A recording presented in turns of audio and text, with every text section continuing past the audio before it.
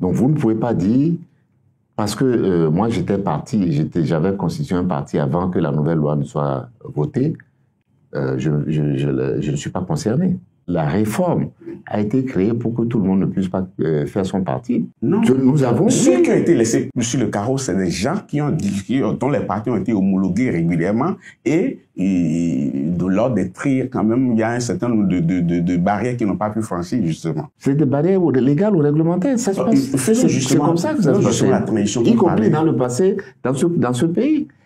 C'est pas la première fois que des gens sont candidats à une élection et qu'ils ne sont pas sélectionnés.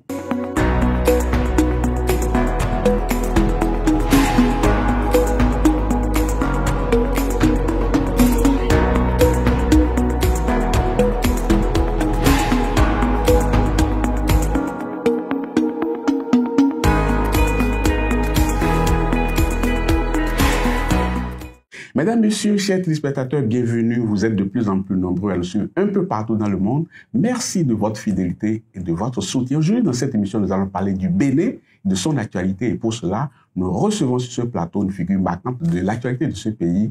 Il fut ministre des Finances, directeur Afrique du FMI, président de la BOAD. Il est actuellement ministre d'État chargé du plan et du développement. Il est également président du parti politique Bloc républicain. Monsieur Abdoulaye Bio-Tchane est notre invité. Merci d'avoir accepté notre invitation. Merci beaucoup de me recevoir sur ce plateau et content de vous revoir. En tout cas, tout le plaisir est pour nous. Alors dites-nous, comment va le Bénin et comment vont les Béninois aujourd'hui? Merci.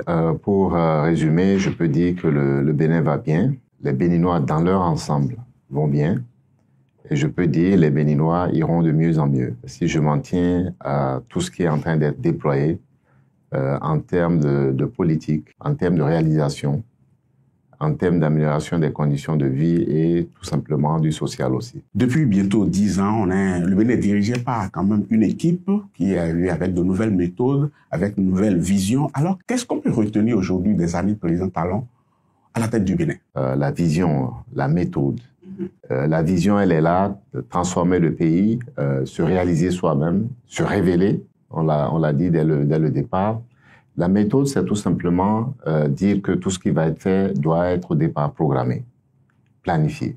Vous connaissez cette expression qui dit que si vous ne planifiez pas, vous planifiez votre échec. Donnez-nous quelques points qu'on peut retenir résolument pour dire ça, c'est l'actif du gouvernement. Ça fait presque 9 ans que nous avons un budget et ce budget annuel est apprécié par tout le monde. Donc, macroéconomie. Deuxièmement, les secteurs. Quels sont les secteurs qui tiennent l'économie? Vous voyez très bien que un pays qui était initialement connu pour son agriculture, le coton, est aujourd'hui plus ouvert. Nous avons plusieurs autres filières qui se font remarquer. On a le temps de revenir sur la filière agricole. Voilà. Parce que les Béninois, certains Béninois quand même mettent du bémol dans ce que vous êtes en train de dire. On en parlera. Et puis, donc, l'ouverture sur le tourisme. Nous voulons faire du tourisme un secteur important de notre économie. Et ça se voit à Cotonou, à Ouida, à Lada, à Abomey, à Meki, etc. La gouvernance aussi, ça c'est important avec la création de la CRIET et d'autres mesures importantes pour dire que les choses doivent changer, l'impunité doit cesser. Pendant que je préparais cette émission, j'ai rencontré certains de vos compatriotes qui m'ont dit des choses quand même qui m'ont fait froid au dos en disant que le bilan est catastrophique. La précarité de l'emploi, la suppression du droit de grève, la fermeture du champ politique, des exilés politiques et des prisonniers politiques. Qu'est-ce que cela vous inspire? La première chose, si c'était si catastrophique, je suis certain que vous ne seriez pas là. Vous êtes aussi là parce que vous avez vu, vous avez entendu de l'extérieur que le Bénin est différent. La deuxième chose, c'est que je peux être spécifique sur chacun de ces points. Sur le plan économique, vous avez évoqué certains sujets, l'emploi par exemple. Vous savez, en 2016, quand le président Talon a été élu, dans le premier programme d'action du gouvernement, nous avons projeté que nous allons créer sur le quinquennat 500 000 emplois. Eh bien, dites-vous, sur ce quinquennat, nous avons créé 800 000 emplois. Il va falloir savoir c'est quoi les emplois qui sont créés, vraiment dans quel secteur, parce que... Alors, je vais vous dire, laissez-moi donner les chiffres et puis après, vous pouvez revenir contester la matérialité de ces chiffres-là. Sur le deuxième quinquennat, nous avons projeté de créer 1 300 000 emplois. Sur les 4 premières années de ce quinquennat, nous avions déjà créé le 1 300 000 emplois. Alors, d'où viennent ces emplois-là? D'abord, je vais vous dire, les emplois qui sont créés ne sont pas les emplois dans l'administration. Et c'est ça la principale erreur que beaucoup de gens font. Dans quel secteur précisément? Aujourd'hui, les emplois, et sinon c'est important de le comprendre et de le faire comprendre surtout aux plus jeunes qui ambitionnent d'être sur le marché du travail. Aujourd'hui, en 2016, quand nous avons fait notre évaluation, il y avait près de 3 millions de jeunes qui soit étaient à la recherche d'un emploi, soit avaient un emploi qu'ils souhaitaient changer. Alors, où ils sont? Ils sont déjà dans l'agriculture. En 2016, nous produisions 300 000 tonnes de coton. Aujourd'hui, nous sommes presque 700 000 tonnes. Nous produisions à peine 100 000 tonnes de soja. Aujourd'hui, nous produisons 600 000 tonnes de soja. Nous produisions à peine 100 000 tonnes de riz. Nous en produisons 300 000. Glodibé, vous connaissez Glodibé? Bien, nous ne produisions pas de produits transformés essentiellement. Nous avons décidé que depuis l'année dernière, plus aucun produit ne serait exporté brut. Transformation. Aujourd'hui, nous exportons des t-shirts aux États-Unis. Et d'ici la fin de l'année, puisque vous y êtes allé, il y aura 50 000 jeunes qui vont y travailler. Certaines personnes estiment que vous déshabillez Paul pour habiller Pierre parce que beaucoup d'emplois ont été supprimés, des entreprises ont fermé. Reconnaissez-le aussi quand même. Les entreprises qui ont été fermées l'ont été dans la restructuration de l'économie. Les emplois à créer pour l'économie, ce ne sont pas les emplois dans la fonction publique. Et ce sont essentiellement les emplois dans la fonction publique qui ont été supprimés pour être remplacés par d'autres administrations. Monsieur le ministre d'État, est-ce que vous comprenez aujourd'hui qu'un employeur peut utiliser indéfiniment un employé en contrat à durée déterminée? Alors, je vais vous expliquer le marché du travail, la réforme du marché du travail, qui est aussi un des progrès que nous avons pu réaliser dans ce pays. Quand vous regardez autour du monde, je dis bien autour du monde, les pays dans lesquels vous avez le moins de chômeurs possible, ce sont les pays dans lesquels le marché du travail est le moins régulé, où on a moins de contraintes sur les entreprises, moins de contraintes sur les administrations qui peuvent recruter. Partout dans le monde, les CDD sont quand même régulés d'une certaine manière. On ne peut pas permettre à des entrepreneurs... Je suis désolé, ne dites pas ça parce que ce n'est pas juste. Ah oui, dites-moi là, là où vous avez les emplois, là où vous avez l'assurance de l'emploi, là où vous avez le moins de chômeurs, c'est là où vous avez la flexibilité, ce qu'on appelle la flexibilité dans le monde du travail, où l'entreprise peut recruter quand elle peut. Si vous obligez une entreprise qui n'a pas besoin de monde à garder des gens parce que vous avez mis une loi, vous avez mis un décret pour le faire, c'est une erreur. Parce que cette entreprise qui peut recruter 10 personnes va couler avec les 10 personnes. Laissez l'ouverture, laissez ce marché flexible pour permettre aux entreprises qui en ont la capacité de recruter les gens. Si vous faites tout simplement, vous votez une loi, vous prenez un décret pour dire toute PME qui recrute une personne doit lui donner forcément un CDI. Pas un CDI automatique, ça commence d'abord par des CDD, mais on limite le nombre de CDD. Est-ce que vous ne créez pas des abus, par exemple, de la part des employeurs? Il peut y avoir des abus et ils doivent être sanctionnés, la loi le prévoit. Mais ne laissez pas le sentiment aux téléspectateurs, aux citoyens, de penser que parce qu'on fait des CDD, ce n'est pas pour les protéger. Ce qui protège l'emploi, ce qui permet à l'emploi d'être créé par les entreprises. Encore une fois, ce sont les entreprises qui créent les emplois, pas les administrations. Vous avez parlé de la croissance aujourd'hui. Est-ce que les taux de croissance qu'on affiche aujourd'hui au Bénin, est-ce que ça reflète le quotidien des Béninois? Ces taux de croissance économique, il faut les saluer. Il faut travailler pour qu'ils soient encore meilleurs. Quand vous avez cette croissance dans les secteurs, vous avez du riz, vous avez des noix de cajou, vous avez du soja, vous avez du coton, vous avez des ananas. Quand vous avez tout ça, ce sont bien des bras armés qui le produisent. Ce sont des gens qui, pour gagner leur pain quotidien, vont dans ces productions. Mais ça fait bien plaisir que vous magnifiez les agriculteurs parce que depuis un moment, c'est pas la belle vie chez eux. Ils sont de grogner un peu partout parce qu'ils ne sont pas satisfaits d'un certain nombre de mesures qu'on prenait depuis un moment. Sur les réseaux sociaux. Moi, je suis allé... Pas sur les réseaux sociaux. Laissez-moi, s'il vous plaît, parler. Moi, je suis allé dans les zones agricoles.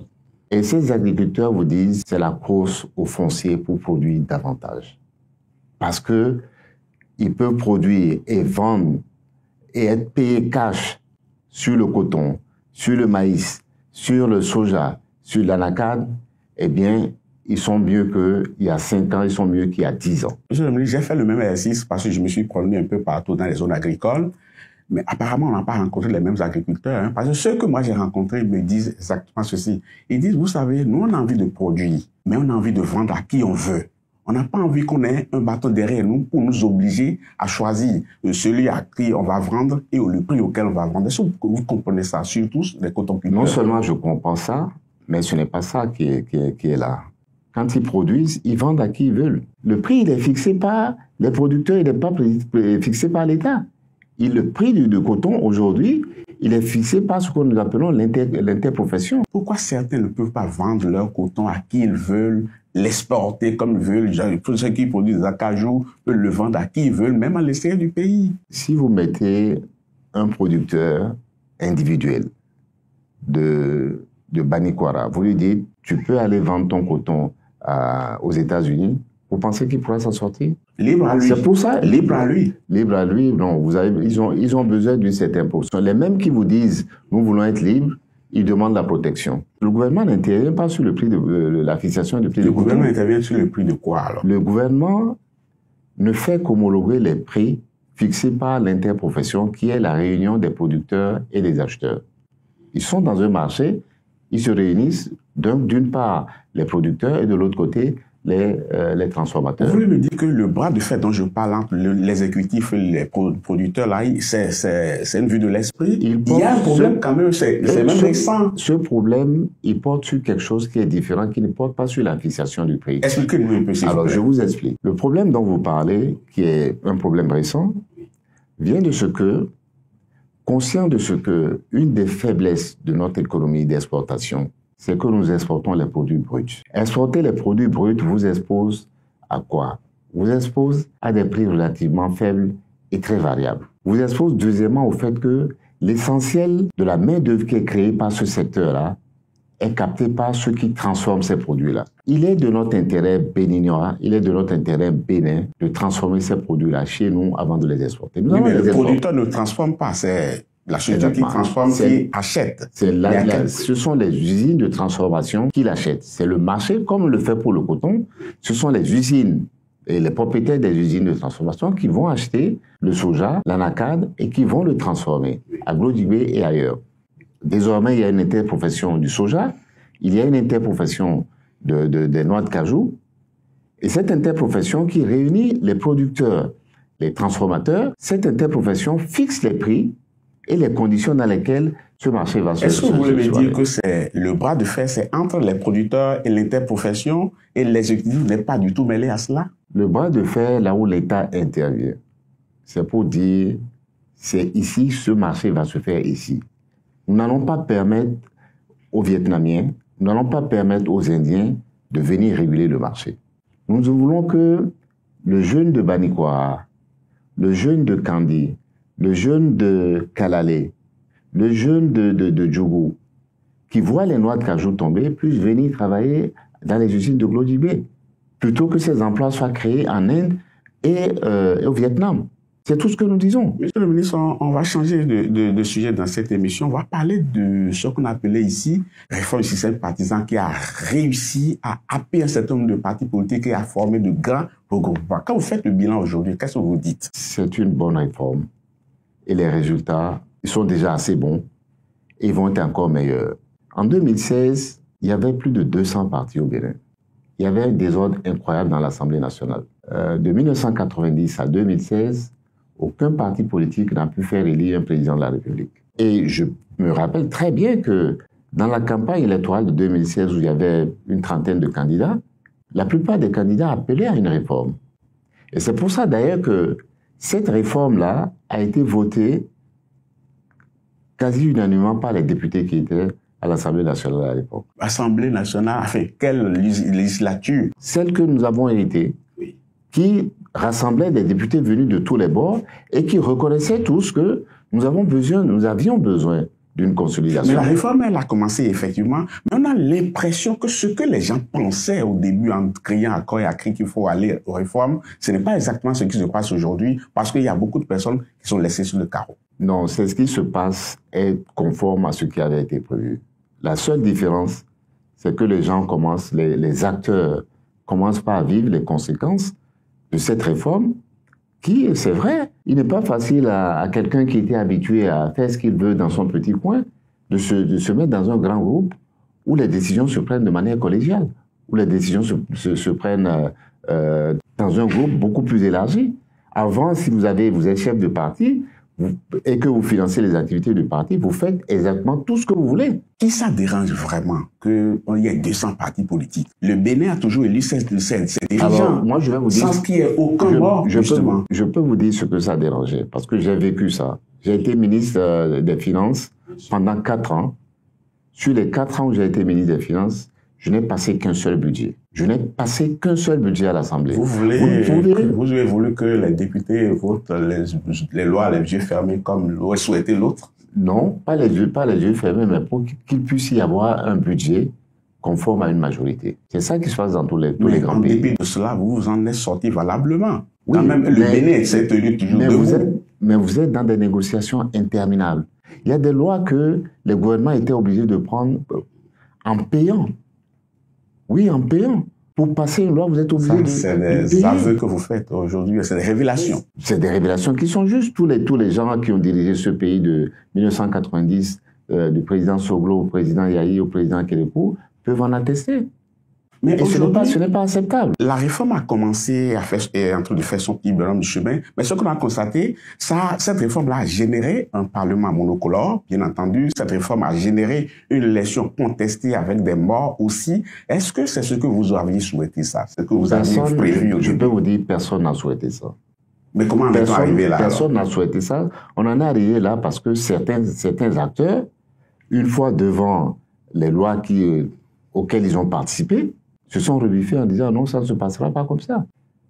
Et ça, ce n'est pas normal. Donc, la loi, elle est là jusqu'à ce qu'elle puisse être modifiée. Est-ce que vous voulez dire que... Et vous respectez les règles qui existent pendant ce temps-là. Le Parlement est devenu monocolore parce que certains acteurs n'avaient pas voulu se prêter aux lois, c'est ça? Oui, parce que certains ont dit nous n'irons pas aux élections.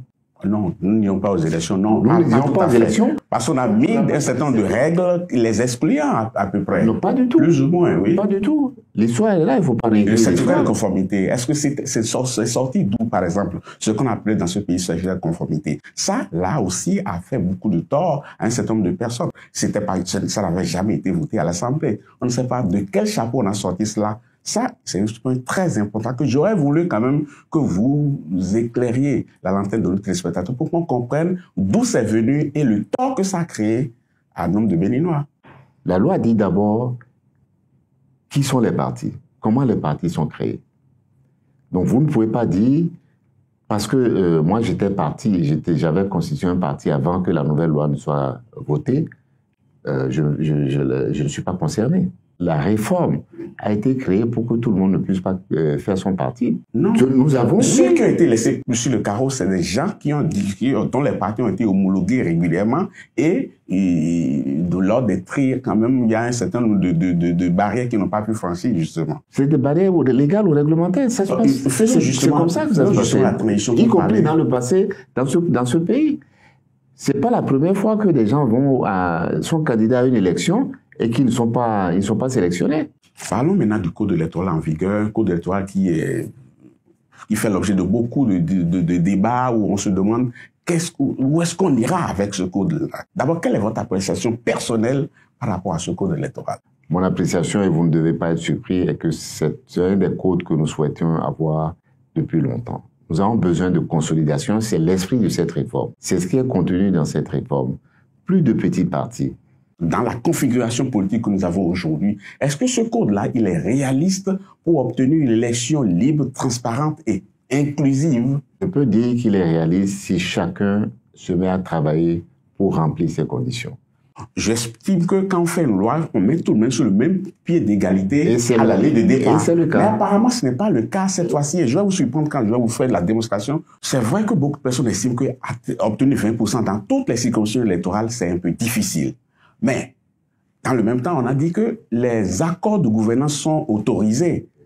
En termes d'accords de gouvernance aujourd'hui, les partis de la mouvance présidentielle peuvent l'avoir facilement et parce qu'ils sont des députés, ils sont certaines choses. Mais quand vous prenez les autres partis de l'opposition, ils sont capables de faire, de s'apporter quelque chose en se mettant en accord de gouvernance. Bien sûr. Le LD peut se mettre avec le FCBE. Oui, le FCBE a combien de députés? Il ne s'agit pas seulement Non, répondez à ma question juste. Parce que vous enfermez la discussion dans un... C'est un exemple juste pour voir si nous savons, à moins que vous... Non, LD n'a pas, FCBE n'a pas de député, mais FCBE a plus de 15 conseillers, plus de 15 maires, je veux dire. Non. Plus de 15 communes. Non, ce que je voulais dire, c'est-à-dire qu'aujourd'hui, le BR et l'UPR peuvent se mettre ensemble en ayant 10% de part et d'autre, par exemple. Donc ça leur permet d'échapper à la règle de 20%. Maintenant, le FCBE et les démocrates, par exemple. Et d'autres partis, pourquoi vous limitez ça à ces deux personnes? Je dis ceux qui ont des élus, je veux dire, ceux qui ont des élus. Pourquoi vous limitez ça seulement aux partis qui ont des élus? Donc, vous dites, la question qui doit se poser, c'est avec qui, et moi je me pose cette question-là en tant que président du Bloc républicain, avec qui demain je fais cet accord qui me permet éventuellement de passer Donc vous êtes optimiste pour les prochaines élections à venir? Bien sûr que je suis optimiste. Et qu'en est-il? Je suis optimiste pour tous les partis. Tous les partis qui se mettent dans la logique de résoudre cette contrainte nouvelle qui est posée par le législateur, eh bien, ils vont y arriver. Le défi est donc le même pour chacun de ces acteurs pour aller chercher des partenaires. Et ces partenaires, ils sont à l'Assemblée comme ils sont en dehors de l'Assemblée. On va aborder 3 petites questions rapidement pour clore cette émission. Les prochaines élections présidentielles, comment est-ce que vous les entrevoyez? Je pense qu'elles seront positives, comme elles l'ont été les années passées. Mais ce serait quand même surprenant qu'on soit pratiquement à 6 mois du dépôt de candidature et on ne voit pas des choses se faire sur le terrain vraiment. Oui, parce que c'est moi qui apprécie mal. Vous n'appréciez pas mal. Vous lisez mal, mais vous ne cherchez pas à savoir d'où ça vient.